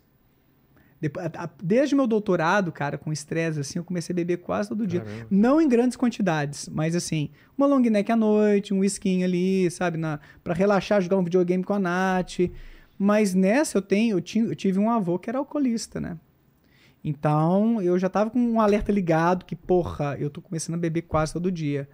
Aí, nesse susto, ele falou, Daniel, você tem fator de risco. Beber frequentemente e tabagista. Eu falei, mas eu parei de fumar em outubro do ano passado, porra. Já tem 7, 8 meses, não sei. Daniel, daqui pelo menos 15 anos, 20, não sei, você vai ter um pulmão como de alguém que não fuma. Ou pelo menos, eu não sei se ele falou de pulmão, mas o seu risco vai ser igual ao de alguém que não é fumante, daqui 15, 20 anos. Nossa. Então não é uma coisa assim, parei de fumar e em 1, 2 meses não tem mais risco de desenvolver câncer de boca, de esôfago e de pulmão e coisas do tipo. Então ele falou, você tem fator de risco de bebida, de cigarro, então a gente tem que investigar, não dá para descartar. Mas aí ele até falou, mas assim, a chance de ser um problema gástrico, que você também às vezes tem uma dor no estômago, uma indigestão, eu acho que é maior. Isso já me deu um pouquinho de conforto. E o Carl Sagan, cara, teve um papel importante nisso. Desculpa se eu tô me alongando, mas esse assunto é bem interessante, porque eu pensei muito sobre a morte recentemente, de novo, por conta desses sintomas estranhos. E o Carl Sagan, ele morreu por conta de câncer, novo, com 60 e poucos anos. E ele, na última entrevista, foi questionado. Sagan, e aí, você mudou de ideia sobre isso? E a própria esposa dele depois escreveu a respeito disso. Ele falou, não é porque eu tô morrendo que eu vou rever tudo aquilo que eu compreendi sobre a vida, sobre quem sou eu. Racionalmente não tem nenhuma razão, nenhum motivo para eu mudar de ideia sobre isso. E é um pouco a minha visão. E o Sagan traz essa contemplação sobre a nossa existência muito bonita e serena de que a gente não é mais especial do que ninguém. Eu já tive uma conhecida cuja filha morreu por conta de câncer com 20 e poucos anos. Pode acontecer com qualquer um. A gente mencionou aí mais cedo a filha do Thiago Leifert, infelizmente, né? Então, se acontecer comigo, eu vou encarar com os recursos que eu tenho pela ciência e também com uma visão mais filosófica de mundo que eu tenho, de que eu sou um pedacinho disso. Eu sou uma parte do universo. Nós somos uma forma de o universo se enxergar. Eu acho que tem uma beleza nisso, saca? Os átomos que compõem o nosso corpo foram fundidos no interior de estrelas. É muito bonito isso. Eu acho que o budismo ensina, inclusive, a gente a se desvincular dessa noção de apego ao eu, de que, não, eu vou morrer, vai acabar pra mim tudo. Cara, que apego é esse? É claro que a gente quer viver, eu gosto de viver, eu quero morrer com uns 85 anos, tendo escrito muitos livros, que o meu Instituto Ponto Azul leve muito conhecimento científico e pensamento crítico para as pessoas, que fique alguma marquinha, sabe? Eu acho isso bonito, eu acho que tá no meu sentido de vida isso também. Talvez filhos, né? Não sei se a gente vai resolver essa questão logo, né, Nath? Mas as pessoas que eu amo, meus familiares, os hobbies que eu tenho, isso tudo me dá sentido na vida. Faz a minha vida valer a pena. A religião pode ser útil e pode ajudar muitas pessoas, mas não é necessariamente isso é legal que você algo falou, que a gente precisa que eu queria perguntar, saca? porque tem um vídeo seu com Pirula, né? Sim. Não acreditar em Deus, qual é o sentido da vida, né? É isso. É isso, cara.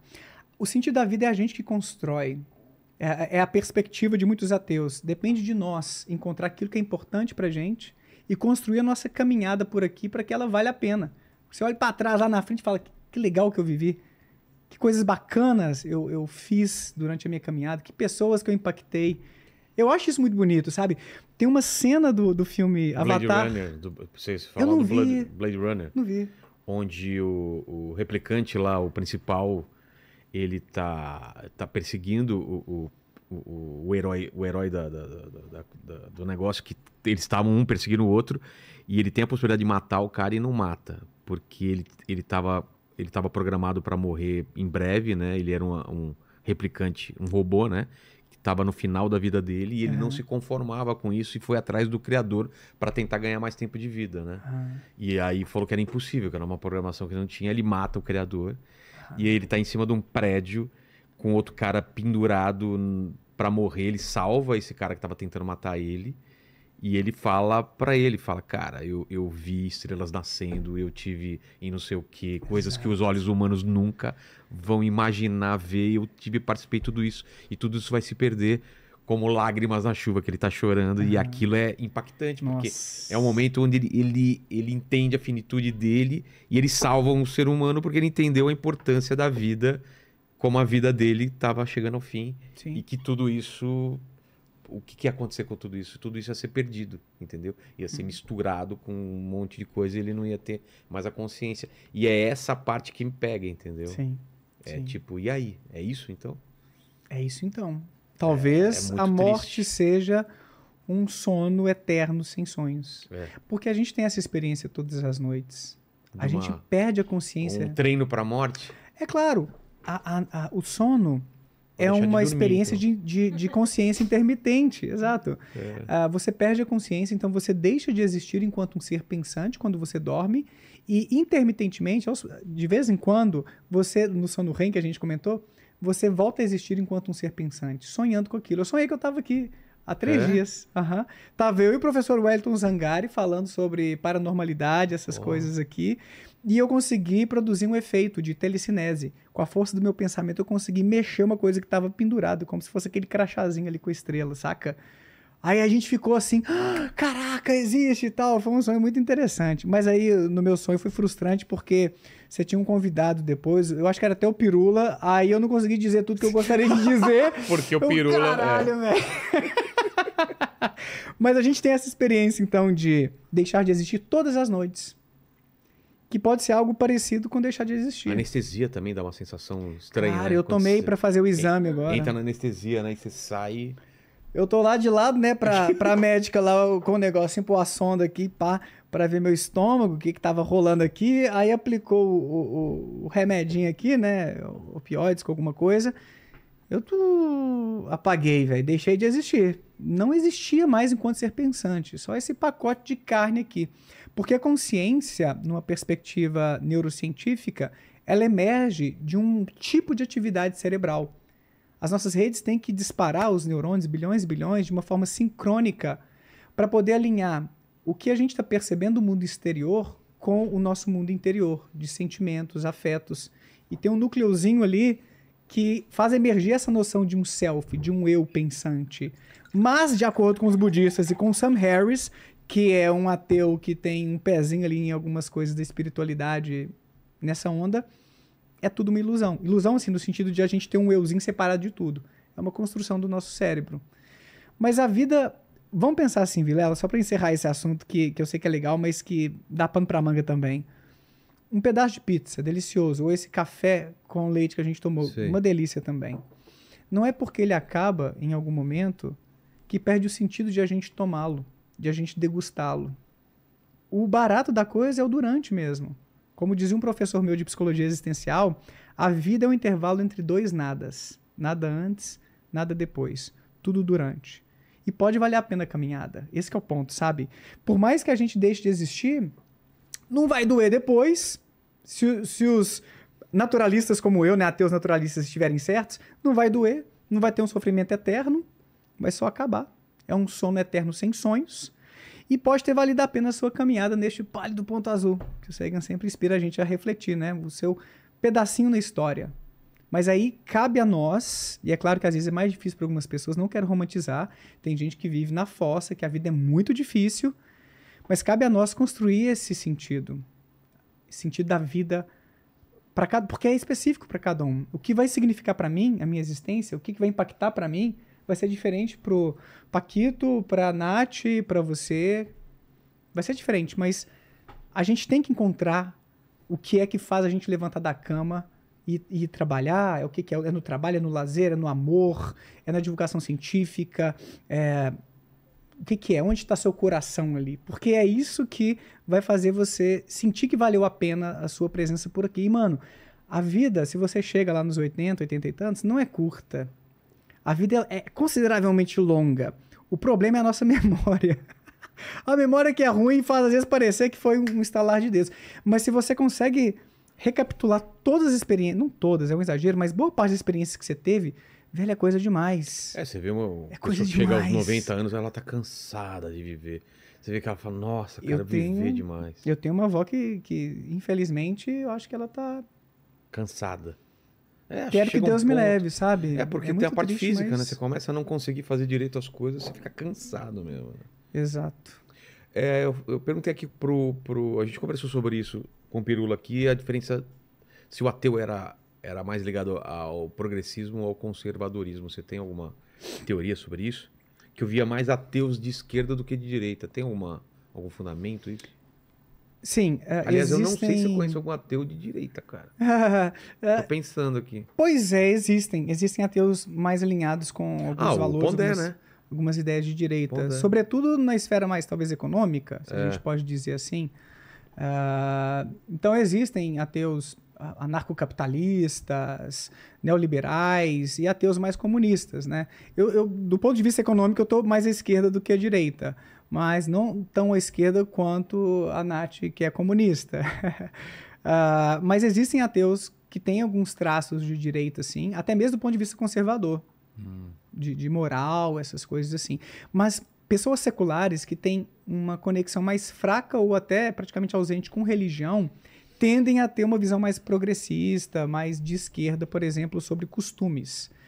Essa ideia de que tá tudo bem você ser gay, bissexual, se você quiser não se casar ou não ter filhos, está tudo certo, sem essa visão de tradicionalismo, sabe? De vamos replicar aquilo que a gente aprendeu na religião e tem que ser assim. Não, velho. Seja quem tu é, da sua maneira, que tá tudo bem. Então, ateus ou pessoas seculares têm uma visão um pouco mais de boa quanto a isso. Se você não estiver trazendo malefício, prejuízo para ninguém, faz o que você quiser, saca? Então, nesse sentido mais moral, a gente vê ateus mais à esquerda. Entendi. Agora, eu não sei, confesso que é ignorância, eu não me lembro sobre essa questão mais econômica. Eu sei que tem ateus comunistas, eu acho que a maior parte dos comunistas é ateu, talvez. Mas tem ateus também mais neoliberais, anarcocapitalistas, mas eu não sei sobre tendências. Tem ateu cristão? Então, Que parece ser um paradoxo, né? do ponto de vista, vamos pensar assim, ó, judaísmo. Você tem judeus ateus, porque o judaísmo no sentido mais étnico, de um povo, tá. de uma origem, Não de religião. não da parte teológica, da existência de um Deus, do significado sobrenatural de algumas coisas, mas é um ateu mais cultural, que herda alguns ritos, talvez, alguns tipos de coisa, mas não acreditam em Deus. Então, isso existe. E o ateísmo, e a gente encontrou alguns na nossa amostra, nesse estudo recente, a gente encontrou algumas pessoas que se classificaram como cristãs, mas que não acreditam em Deus. Talvez por uma questão mais cultural. O meu irmão, o Thiago, acho que ele não vai se importar, não sei se ele vai se importar. Não, né? A minha cunhada eu acho que deve saber. Mas o Thiago fala, eu não sei se eu acredito, cara. Não sei, talvez não tenha nada disso, mas eu vou à missa com a Marina, né, com a minha cunhada, eu tô lá. Eu acho que... entendi. É um cristão que vai à Sim. missa, mas não Exato. acredita. Mas Exato. pela convivência, por causa da família. Por uma questão cultural, de convivência, de tradição. Aí tem ali o Natal. Por exemplo, eu no Natal, eu tô ali comendo, bebendo com minha família. Aí minha tia outro dia, tipo, É uma das épocas que eu mais gosto. Eu Tem gente que não adoro, gosta do velho. Natal, eu gosto Adoro demais, Natal. cara. Páscoa até que eu não ligo, não gosto muito, mas Natal eu adoro. A minha tia Aparecida vai lá e puxa um Pai Nosso, um Ave Maria, eu tô do lado do amor. Reza também, fecha o olhinho. Tipo, só não acredita em alguma coisa. Então tem cristãos nessa pegada. Deus nessa hora tá falando, ei, eu tô vendo. Né? E que se identificam com isso nesse aspecto mais cultural, sabe? E tá tudo bem. Não, eu sou cristão nesse sentido de seguir as práticas, as comemorações de igreja. Eu acho bonito o ritual, essa parte assim. E tá tudo bem. Mas do ponto de vista psicológico é uma pessoa ateia. Porque ela entende que Deus não existe, que a probabilidade é ínfima e por aí vai. E tá tudo bem também, né? Quando eu falo sobre o ateu místico, inclusive, né, que é o contrário, não sei se é o contrário é a melhor palavra, mas a pessoa que não acredita em Deus, mas acredita em outras coisas sobrenaturais, tá massa também, tá tudo bem. A gente tá descobrindo uma galera ali que a gente não sabia que existia. Que talvez, é uma coisa que a gente está investigando, que talvez até se sinta constrangida de se classificar como ateia. Para mim, Deus não existe, mas não gosto de me chamar de ateu, eu me chamo de espiritualista, eu me chamo de, sei lá, jovem místico, não sei. Pode crer. Jovens místicos. Fala, o Paquito, cara, ia ser muito legal se virasse um jovem místico, cara. Já viu os vídeos? Já, velho. Eu queria ver você lá, velho. É mais provável eu me tornar evangélico do que jovem místico. Sério? Cara. Pode ter certeza. Tá bom. Pode ter 100% de certeza. Ó, a galera perguntou aqui se existe algum jeito que a ciência possa provar que não exista nada após a morte. Nada após a morte. A gente está lendo um livro, Nath e eu, que é A Ciência da Vida Após a Morte. Saiu agora do pesquisador brasileiro e seus colegas, o Alexander Moreira Almeida. Fui convidado por uma revista científica para fazer uma resenha sobre esse livro. Então, eu vou ter melhores respostas em breve, porque eles alegam, por meio de alguns tipos de estudo, que dá pra gente testar essas coisas. Como assim? Uma possibilidade seria por meio de experiências de quase morte. Ah, tá. Então, a pessoa teve um ataque cardíaco, ela tá ali sendo levada, conduzida ao hospital, ela já está no hospital passando por um procedimento, ela se veria fora do corpo e descreveria coisas que só se ela estivesse realmente fora do corpo, ela poderia ver, ela poderia perceber. Esse é um tipo de ideia ou de experimento que poderia lançar Os EQMs, né? As EQMs. As EQMs. O problema disso é que os estudos mais rigorosos sobre isso ainda não encontraram respostas legais. Eu vou te dar um exemplo no livro Paranormalidade, do Richard Wiseman. Ele traz um dos relatos mais famosos de uma mulher que estava passando por um procedimento assim, e que ela teria saído do seu corpo e viu um par de sapatos na varanda de um prédio vizinho ao hospital e que não teria jeito de ela ver esse par de sapatos do hospital. Seria uma prova que ela saiu do próprio corpo durante o procedimento. E isso é repetido em vários livros sobre EQM e esses assuntos. O Wiseman, ele foi a esse hospital investigar. Foi no quarto que essa mulher recebeu o procedimento e tudo. O que ele descobriu? Na verdade, tem uma janela ao lado da cama dessa mulher, da maca, que dava para ver justamente aquela varanda em que havia aquele par de sapatos que ela descreveu. Que doido. Então, o que acontece? Muitas vezes, as pessoas criam em torno de um relato um sensacionalismo, uma distorção. E a própria pessoa, Vilela, pode ter uma falsa memória. O nosso cérebro, ele não tem nenhuma obrigação de fornecer para a gente lembranças totalmente precisas do que a gente viveu. A nossa lembrança é uma reconstrução de uma experiência. Reconstrução esta que pode ser imperfeita. E às vezes, na vontade de acreditar, a gente pode florear um pouquinho mais sem querer.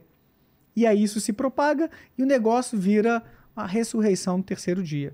Voltando aqui só para fazer um link. Então, quando esses casos são analisados por um cético, muitas vezes a gente não encontra muita sustentação. Aí fizeram um estudo num hospital que recebe pacientes cardíacos para ver se eles iam ter essas experiências. Colocaram frases ou palavras, não me lembro bem, em cima de estantes ali na sala do hospital, que só alguém que saiu do corpo e está no teto flutuando, que é um tipo de experiência que eles relatam, poderia ver.